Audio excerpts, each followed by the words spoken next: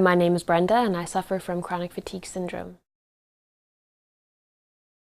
So, do you have any ideas on how to beat it?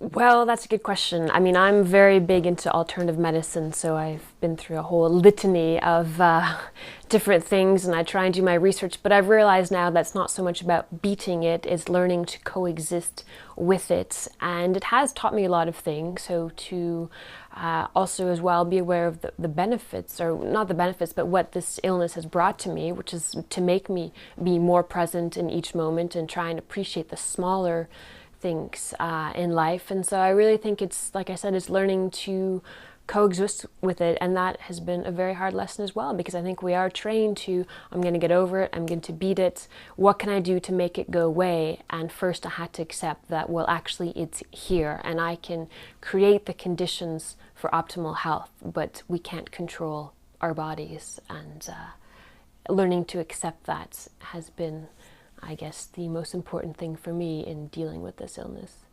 How old were you when it affected you the first time? 32 years old. 32 years old. You sure don't look 32 to me. I look like I'm about 25. And now I almost feel like I'm 25 because I keep wondering, what am I going to do with the rest of my life? How is it gonna turn out?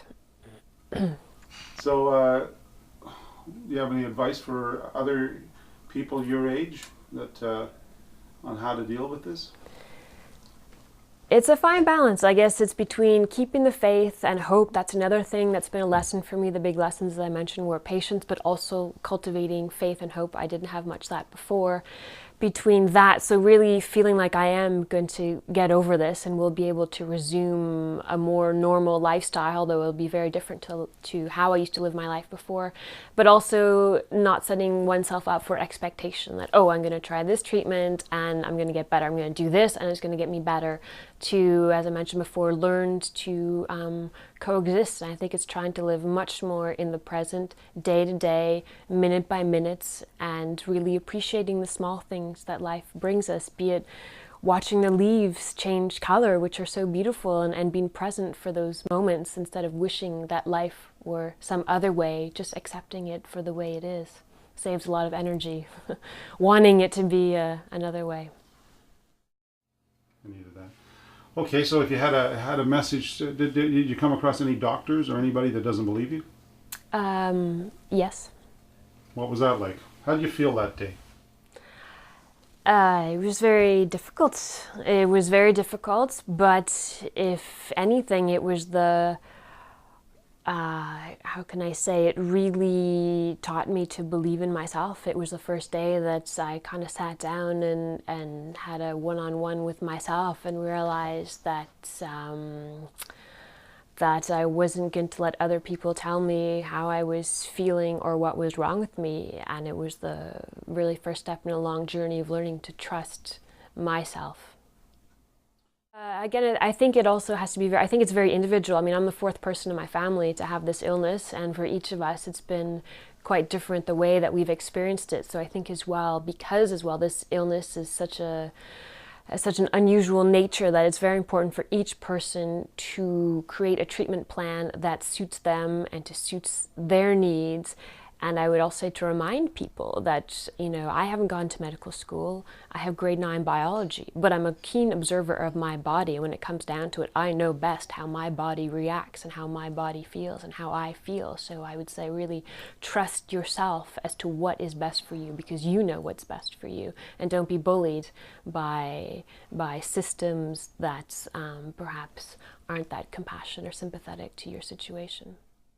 Or does it just hit everybody when they hit 22 or something? Well, I got it when I was 36, but I noticed downstairs there's a younger girl. I got it when I was 36. A lot of people said to me I got it because I was like an A-type personality. Like my day started at 6, didn't end until midnight. I packed in tons of things. I have a heavy social life. I worked. I had a career. I did a lot of things in my life, and I was an A-type personality, and it certainly had to force me to review how I was living.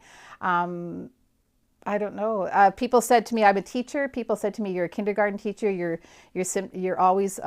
They said my immune system's shut down because I was always exposed to illnesses. Like, you know, being a teacher and a kindergarten teacher, there's always sick children, and it's true. At the beginning of my career, I did get a lot of illnesses. So that was another idea that people had. A doctor told me, well, you just broke down your own autoimmune system by working in that profession. You should really leave that profession. I got a lot of advice like that. Leave what I was doing. People had often said to me, well, you should just quit your job and just sort of live with the illness, you know what I mean? Like, but I said, no, I don't see myself doing that.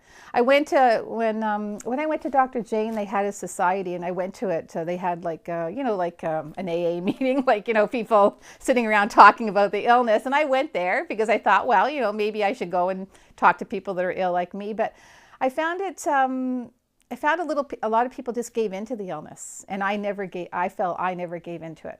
I never said I'm going to have this forever and I'm going to be sick forever. I just didn't have that attitude about it.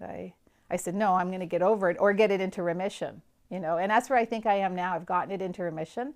I'm not at all sick like I used to be. And I will get sick if I get a cold or if I get the flu. I'll get the chronic fatigue afterwards for, you know, five weeks or 6 weeks, but I will get over it. I know now how to do it. So. Okay, last question. What did you do to beat it in your mind? Oh, well, I think initially I got it and I was very sick for 5 years, and that was just the illness in me, and I couldn't do anything about that. But I just never gave into it. I said, I'm not going to be sick with this forever. People say to me, well, this is you know, you're going to have this illness forever. And I said, well, there's no way I'm going to live my life like this forever. So like I said, the antidepressants I felt were a big, if I was to advise anybody now, I'd say really think about going on the antidepressants for a couple of years. And it gets your mind into like your chemicals in the brain into another space, because it does depress you. You know, well, think about it. If you're sleeping all the time, you know, your muscles are aching, you've always got the flu. It's like you always have the flu. You know, it affects how you are. So the antidepressants to me really made a difference in, you know, in how I felt. Positive attitude, don't give into it. Why do we need to fix this problem? Wow, because if you ever had it, you'd want it fixed.